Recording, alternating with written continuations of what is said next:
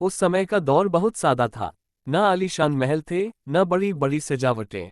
Medina की गर्म हवाओं में मिट्टी के घर, खजूर के पेड़ और छोटे छोटे कमरे हुआ करते थे। इन्हीं सादगी भरे हालात में बीबी फातिमा अपने घर में इफ्तार की तैयारी करती थीं। दिन भर रोजा रखने के बाद जब सूरज डूबने का वक्त आता तो उनके घर का चूल्हा जल उठता। मिट्टी के तंदूर पर कभी जौ की रोटी पक रही होती, कभी थोड़ी सी खजूर रख दी जाती।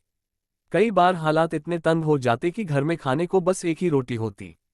इतिहास में आता है कि एक दफा इफ्तार के वक्त उनके पास बस एक टुकड़ा रोटी थी। जैसे ही वो खाने बैठे, दरवाजे पर दस्तक हुई।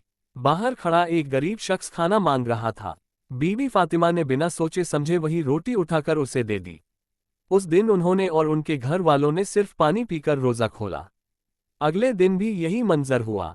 इफ्तार का वक्त आया तो फिर से दरवाजे पर दस्तक हुई। इस बार एक यतीम बच्चा खाना मांग रहा था। उन्होंने फिर अपना खाना उस बच्चे को दे दिया और खुद पानी से रोजा खोला। तीसरे दिन भी वही हालात बने। जैसे ही खाने बैठे, दरवाजे पर एक कैदी आया जिसने मदद मांगी। बीबी फातिमा ने तीसरी बार भी अपना हिस्सा उसे दे दिया। ये सिर्फ भूख और प्यास की कुर्बानी नहीं थी, बल्कि इंसानियत, रहमदिली और अल्लाह के लिए एक खलास की बड़ी मिसाल थी। 3 दिन तक लगातार उन्होंने और उनके घर वालों ने सिर्फ पानी पर रोजा खोला, मगर किसी मजलूम और भूखे इंसान को खाली हाथ नहीं लौटाया। उनकी इफ्तार का मंजर आज भी हमारी आंखों के सामने मिसाल बनकर मौजूद है। मिट्टी के घर की सादगी, मिट्टी के बर्तनों में सजी कुछ खजूरें, थोड़ी सी रोटियां और पानी का कटोरा, यही उनका इफ्तार था।